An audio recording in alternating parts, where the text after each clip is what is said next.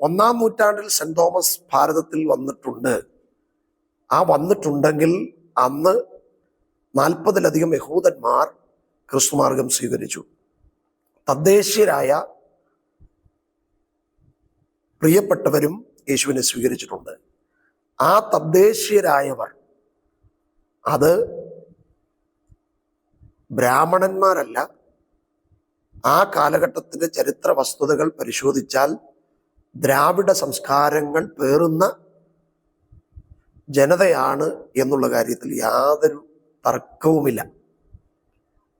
അപ്പോൾ സ്വാഭാവികമായിട്ടും ആ ദ്രാവിഡ സംസ്കാരത്തിൻ്റെ സ്വാധീനം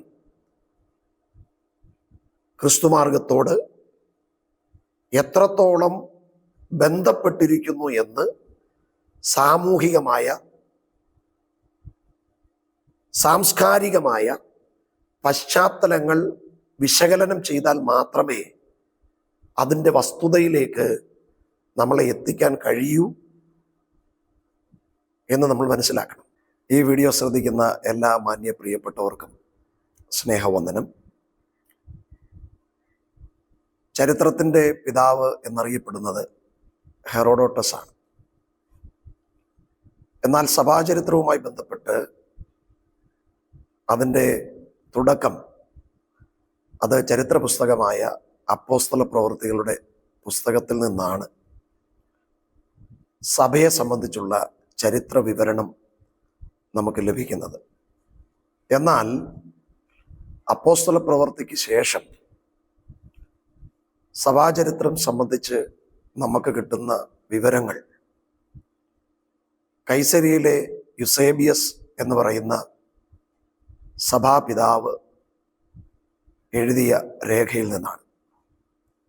അതുകൊണ്ട് അദ്ദേഹത്തെ സഭാചരിത്രത്തിൻ്റെ പിതാവ് എന്ന നിലയിലും അറിയപ്പെടുന്നുണ്ട്. ഇന്ന് നമ്മൾ ചർച്ച ചെയ്യുവാനായി ആഗ്രഹിക്കുന്ന ഒരു കാര്യം ഇന്ത്യൻ സഭാചരിത്രത്തിലെ ഒരു നാഴികക്കല്ലായിരിക്കുന്ന AD 52 സെന്റ് തോമസ് കേരളം സന്ദർശിച്ചതുമായി ബന്ധപ്പെട്ട് ക്രൈസ്തവ സഭയുടെ ആരംഭം സംബന്ധിച്ചുള്ള ചില കാര്യങ്ങൾ പങ്കുവയ്ക്കുവാനാണ് ആഗ്രഹിക്കുന്നത്. സെന്റ് തോമസ് പാരമ്പര്യം സംബന്ധിച്ച് എല്ലാ ചരിത്രകാരന്മാരും ആ ചരിത്രത്തെ അംഗീകരിക്കുന്നതോടൊപ്പം തന്നെ ആ ചരിത്രത്തെ നിഷേധിക്കുന്ന ചരിത്രകാരന്മാരും ചുരുക്കമല്ല എന്നുള്ള കാര്യം എല്ലാവർക്കും അറിവുള്ള കാര്യമാണ്. എന്നാൽ സെന്റ് തോമസിൻ്റെ ഭാരത സന്ദർശനം അത് ഭാരതത്തിലുള്ള പ്രിയപ്പെട്ടവരെ സുവിശേഷീകരിക്കുക എന്നുള്ള നിലയിലല്ലായിരുന്നു എന്ന് ചരിത്രത്തിൻ്റെ വസ്തുതകൾ മനസ്സിലാക്കുന്ന ഏതൊരു ചരിത്ര വിദ്യാർത്ഥിക്കും അത് വ്യക്തമായി അറിവുള്ള കാര്യമാണ്. കാരണം 1-ാം നൂറ്റാണ്ട് മുതൽ നമ്മുടെ കേരളത്തിന്, നമ്മുടെ ഭാരതത്തിന് യഹൂദന്മാരുമായിട്ടുള്ള വ്യാപാര ബന്ധം, കടൽ മാർഗമുള്ള വ്യാപാര ബന്ധം വളരെ സുദൃഢമായ ബന്ധമായിരുന്നു. ആ വ്യാപാര ബന്ധം ശ്രേഷ്ഠമാകുന്നതോടൊപ്പം ഇസ്രയേലിൽ യഹൂദന്മാർ പീഡിപ്പിക്കപ്പെടുന്ന അതേ കാലഘട്ടത്തിൽ യഹൂദന്മാർ കൂട്ടമായി പലായനം ചെയ്യപ്പെട്ട് നമ്മുടെ ഭാരതത്തിൽ, നമ്മുടെ കൊച്ചു കേരളത്തിലും എത്തിയിട്ടുണ്ട് എന്നുള്ളത് ചരിത്രപരമായ വസ്തുനിഷ്ഠയാണ്. ഈ യഹൂദന്മാരെ നേടുവാൻ, അല്ലെങ്കിൽ ആ യഹൂദന്മാരോട് സുവിശേഷം പറയുവാൻ വേണ്ടിയാണ് യേശുവിൻ്റെ ശിഷ്യനും കൂടിയായ അപ്പോസ്തലനായ തോമസ് നമ്മുടെ ഭാരതത്തിൽ, വിശേഷിച്ച് നമ്മുടെ കേരളത്തിലേക്ക് എത്തുന്നത്. വിവിധ സ്ഥലങ്ങളിലേക്ക് യേശുക്രിസ്തുവിൻ്റെ അപ്പോസ്തലന്മാർ കടന്നുപോയിരുന്നു. എന്നാൽ ഏഷ്യയിലേക്ക് പോകുവാനായി താല്പര്യം കാണിച്ചിരുന്നത് പൗലോസായിരുന്നു. എന്നാൽ പൗലോസിനെ ദൈവത്തിൻ്റെ പരിശുദ്ധാത്മാവ് വിലക്കിയത് മുഖാന്തരമായി അതിനുശേഷം നമ്മുടെ ഭാരതത്തിലേക്ക് വരുന്നത് അപ്പോസ്തലനായ തോമസാണ്. അദ്ദേഹം AD 52 ഭാരതം സന്ദർശിക്കുന്ന സമയത്ത് ഭാരതത്തിൻ്റെ, വിശേഷിച്ച് നമ്മുടെ കേരളത്തിൻ്റെ ഭരണ സംവിധാനങ്ങൾ അതൊരു വ്യത്യസ്തമായ സാഹചര്യങ്ങളിലുള്ള ഭരണ കാലഘട്ടമായിരുന്നു. ചേര, പാണ്ഡ്യ, ചോള രാജാക്കന്മാരുടെ കാലഘട്ടമായിരുന്നു. AD 52 തോമസ് ലീഹ ഭാരതത്തിലെത്തുമ്പോൾ അന്ന് ചേരമാൻ പെരുമാൾ എന്ന് പറയുന്ന രാജാവിൻ്റെ ഭരണകാലമാണ്. ആ ഭരണകാലത്ത് സെൻറ് തോമസ് കേരളം സന്ദർശിക്കുമ്പോൾ ഏകദേശം 40-ലധികം കുടുംബങ്ങൾ യഹൂദ മതപാരമ്പര്യത്തിൽ നിന്ന് ക്രിസ്തുമാർഗം സ്വീകരിച്ചു എന്നാണ് ചരിത്രരേഖകളിലുള്ളത്. എന്നാൽ എന്തുകൊണ്ടോ ആ കുടുംബങ്ങളുടെ പേരുവിവരങ്ങൾ നൽകുവാൻ കഴിയാതെ അന്നത്തെ കാലത്ത് ബ്രാഹ്മണന്മാരില്ലാതിരിക്കെ ബ്രാഹ്മണന്മാർ യേശുക്രിസ്തുവിനെ രക്ഷകനും കർത്താവുമായി സ്വീകരിച്ചു എന്ന ഒരു മാനിപ്പുലേറ്റ് ചെയ്യപ്പെട്ട ഒരു ചരിത്രമാണ് നമുക്ക് ചരിത്രരേഖയിൽ നിന്ന് എന്ന് മറ്റുള്ളവർ അവകാശപ്പെടുന്ന രേഖയിൽ നിന്ന് നമുക്ക് ലഭ്യമാകുന്നത്. എന്നാൽ 40-ലധികം യഹൂദ കുടുംബങ്ങളിലുള്ള യഹൂദന്മാർ യേശുക്രിസ്തുവിനെ രക്ഷകനും കർത്താവും ദൈവമായിട്ട് സ്വീകരിക്കുന്നു. ആ കാലഘട്ടത്തിൽ നമ്മുടെ ഭാരതത്തിലുള്ള പ്രിയപ്പെട്ടവരും ക്രിസ്തുമാർഗം സ്വീകരിച്ചിട്ടുണ്ട്. പക്ഷേ ആ സ്വീകരിച്ചവർ ആര് എന്നുള്ള ഒരു ചോദ്യം, അത് ഇന്നൊരു പുനർവായനയ്ക്ക്, ഒരു ചരിത്ര പുനർനിർമ്മിതിക്ക് നമ്മുടെ ചരിത്ര വിദ്യാർത്ഥികൾ തുനിയേണ്ടതിൻ്റെ ആവശ്യകത ഏറ്റവും ശ്രേഷ്ഠമാണ്. ഞാൻ പറഞ്ഞു വന്നതിൻ്റെ കാരണം എന്താണെന്ന് ചോദിച്ചാൽ, നമ്മുടെ ചരിത്രം വളച്ചൊടിക്കപ്പെട്ടിരിക്കുന്നു എന്നുള്ള വസ്തുത അത് മാറി ചരിത്രത്തിൻ്റെ യാഥാർത്ഥ്യത്തിലേക്ക് വിരൽ ചൂണ്ടുവാൻ നമുക്ക് കഴിയേണ്ടതിൻ്റെ ആവശ്യകത നമ്മൾ മനസ്സിലാക്കി ആ ചരിത്രത്തെ ഒരു പുനർവായനയ്ക്ക്, ഒരു പുനർവിചിന്തനത്തിന്, ഒരു മൊഴിമാറ്റത്തിന് നമ്മൾ തയ്യാറാകേണ്ടത് ഏറ്റവും ആവശ്യമാണ്. മാത്രമല്ല, സെൻറ് തോമസ് കേരളത്തിൽ വരുമ്പോൾ ഇവിടെ ദ്രാവിഡ സംസ്കാരത്തിൻ്റെ ഒരു അലയൊലിയുടെ കാലഘട്ടം കൂടെയാണ്. അതുകൊണ്ടാണ് ചേരമാൻ പെരുമാളിനെ പോലെയുള്ള ആൾക്കാരുടെ കാര്യം ഞാൻ പറഞ്ഞത്. നമ്മുടെ ഭാരതത്തിൽ ബ്രാഹ്മണന്മാർ കുടിയേറ്റം നടത്തുന്നത് BC കാലഘട്ടത്തിലാണെങ്കിലും നമ്മുടെ കേരളത്തിലേക്ക് ബ്രാഹ്മണന്മാർ അധിനിവേശം നടത്തുന്നത് AD 7-8 നൂറ്റാണ്ടുകളിലാണ്.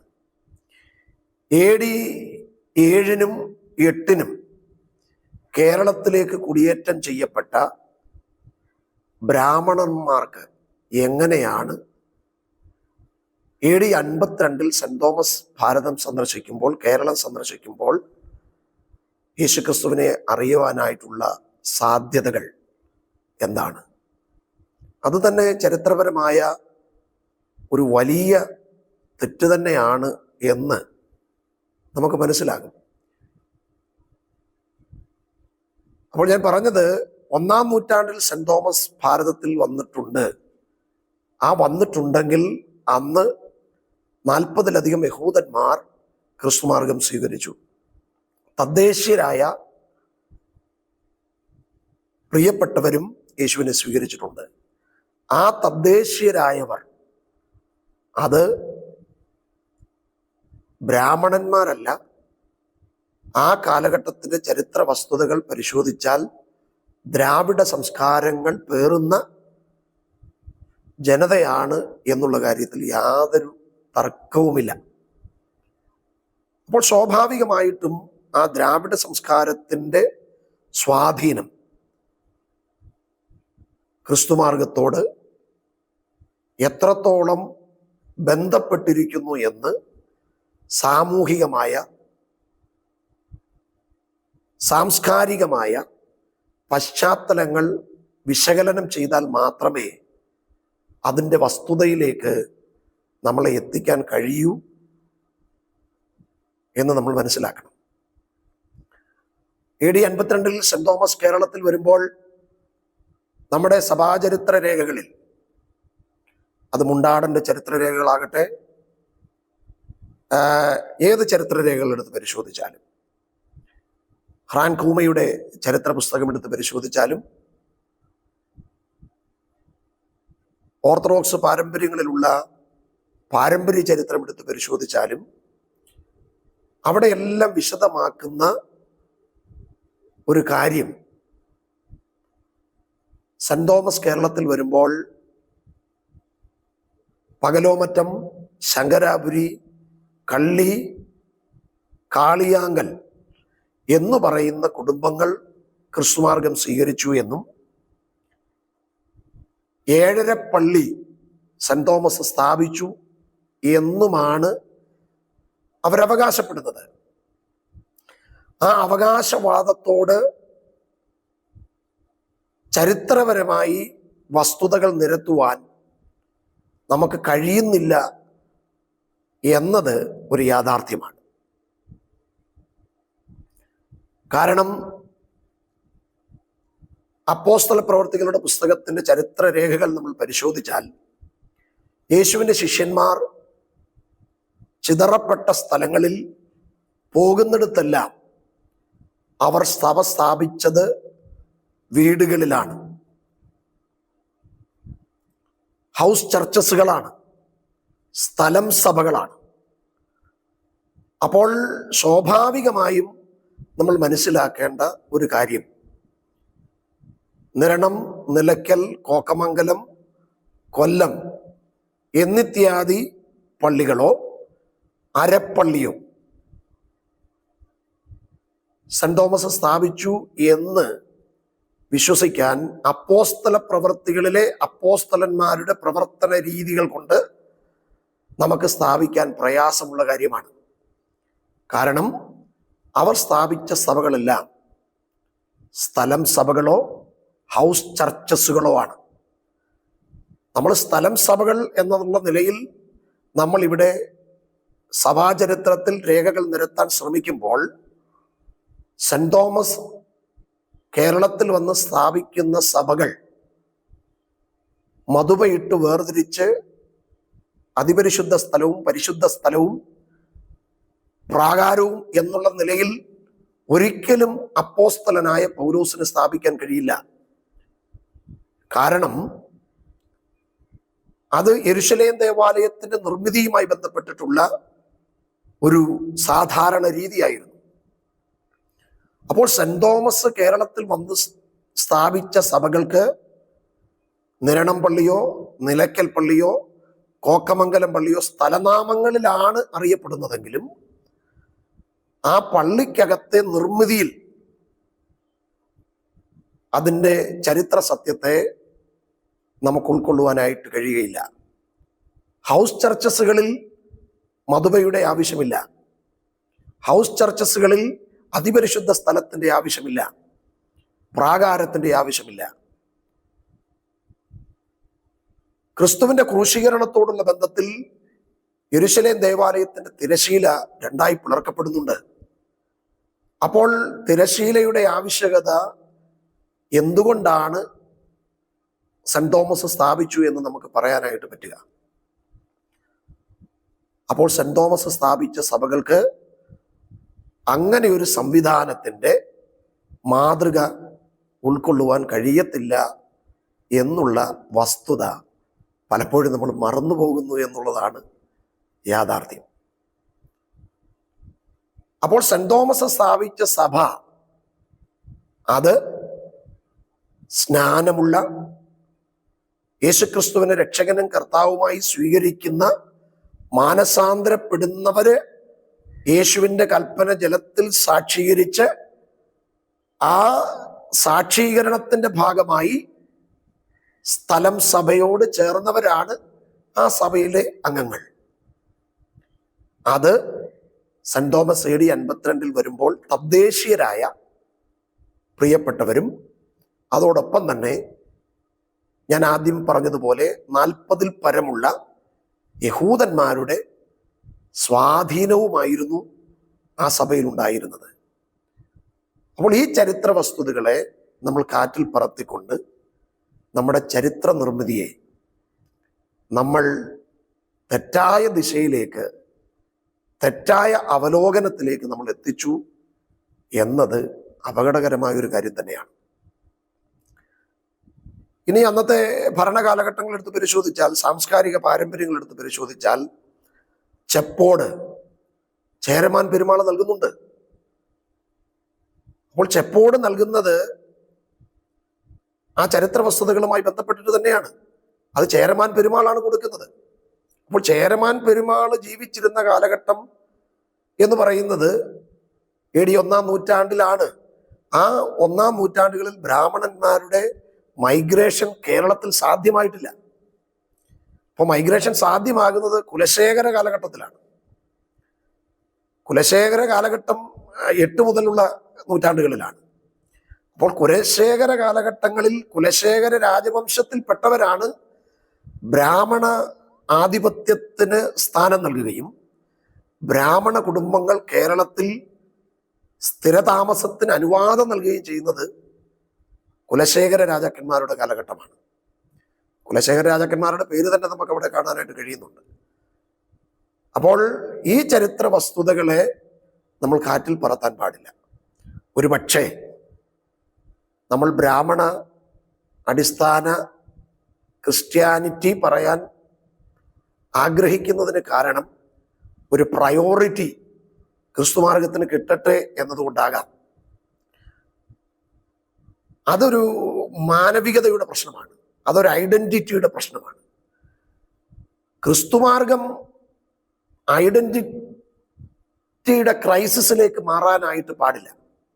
കാരണം മാനവികത പറയുന്നത് ക്രിസ്തുമാർഗമാണ്. യഹൂദനെന്നോ യവനനെന്നോ കറുത്തവനെന്നോ വെളുത്തവനെന്നോ സ്ത്രീയെന്നോ പുരുഷനെന്നോ വ്യത്യാസമില്ലാതെ മാനവികത പറയുന്ന ക്രിസ്ത്യാനിറ്റിക്ക് എന്തുകൊണ്ടാണ് ഈ ബ്രാഹ്മണിക് ആധിപത്യത്തിൻ്റെ കീഴിൽ സഭയെ പിടിച്ചു കെട്ടാനായിട്ട് ശ്രമിക്കുന്നത് എന്നുള്ള ചോദ്യം ഇന്ന് ഏറ്റവും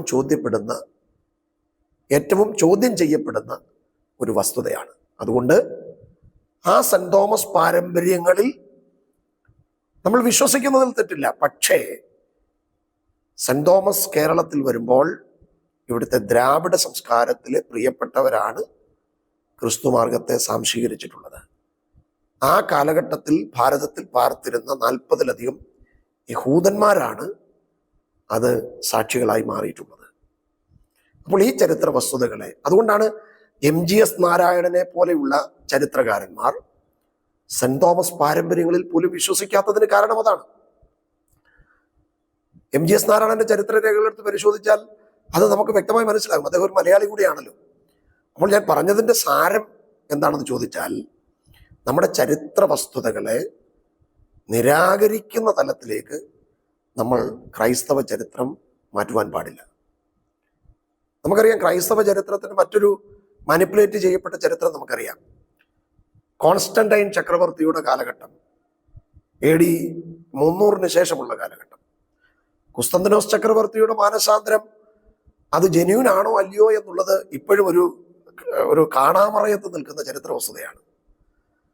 അപ്പോൾ ആ കോൺസ്റ്റന്റൈൻ ക്രിസ്തുമാർഗം സ്വീകരിച്ചതിൻ്റെ ഫലമായി, മിലാൻ വിളംബരത്തിൻ്റെ പരിണിത ഫലമായി ക്രിസ്തു മതത്തെ രാജകീയ മതമായി അംഗീകരിച്ചു എന്നുള്ള റോമൻ സാമ്രാജ്യത്തിലെ ചരിത്ര വസ്തുതകൾ നമുക്കറിയാം. അതിനുശേഷമുണ്ടായ ക്രൈസ്തവതയിലെ അപകടകരമായ അന്യാരാധന, ഇവിടെ സ്വാധീനം, വിഗ്രഹത്തെ വണക്കം, പിന്നെ ഞായറാഴ്ച ആരാധന രീതികൾ അവലംബിച്ചത് സംബന്ധിച്ച് അതൊക്കെ ഒരു പുനർവായനയ്ക്ക് എടുക്കേണ്ടതുണ്ട്. അപ്പൊ ഞാൻ പറഞ്ഞത്, ചരിത്രമായി നിൽക്കുമ്പോൾ ആ ചരിത്രത്തിന്റെ വസ്തുതകളെ നിരാകരിക്കുന്ന തലത്തിലേക്ക്, വികലമാക്കുന്ന തലത്തിലേക്ക് ചരിത്രരേഖകൾ ചമയ്ക്കുവാൻ പാടില്ല. അതേത് ചരിത്രകാരൻ ശ്രമിച്ചാലും ഒരു ദിവസം, ഒരു നാൾ അത് മറനീക്കി പുറത്തു വരും എന്നുള്ളത് സത്യമായ കാര്യമാണ്. അതുകൊണ്ട് ഞാൻ ഈ പറഞ്ഞ ചിന്തകൾ ഒരു പുനർവായനയ്ക്ക്, ഒരു പുനർചരിത്ര നിർമ്മിതിക്ക്, അത് ക്രൈസ്തവ ചരിത്രത്തിൻ്റെ അടിസ്ഥാനപരമായ ചരിത്ര വസ്തുതകൾക്ക് ഒരു മുതൽക്കൂട്ടാകണം എന്നുള്ള നിലയിലാണ് ഞാനിതിവിടെ പറയുവാനായിട്ട് ആഗ്രഹിക്കുന്നത്. സെന്റ് തോമസ് കേരളത്തിൽ വന്നു, അവിടെ പകലോ മറ്റും ശങ്കരാപുരി, കള്ളിയാങ്കൽ എന്നതിനേക്കാൾ അപ്പുറത്ത് ഇവിടെ സ്വീകരിച്ച മാനവികതയുടെ ഒരു ചരിത്രം പറയാൻ നമുക്ക് കഴിയേണ്ടതുണ്ട്. അതുകൊണ്ടാണ് ആ ചരിത്രരേഖകൾ ഇന്നും ഒരു കാണാമറയത്തെ സത്യമായി നിലകൊള്ളുന്നത്.